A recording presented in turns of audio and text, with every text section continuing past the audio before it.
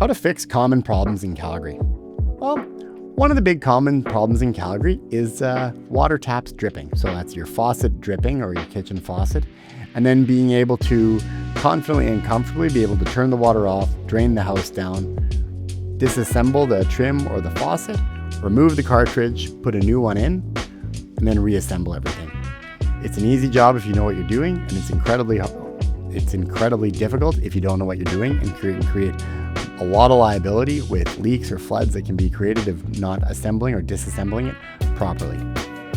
Other aspects you're able to do, being able to replace your own furnace filter on a proactive basis, be able to do some small sink augering, being able to remove hair from a stopper. These are all areas that you can see from our website on maintenance that you're able to do on your own house to limit the number of times you actually have to call a plumber.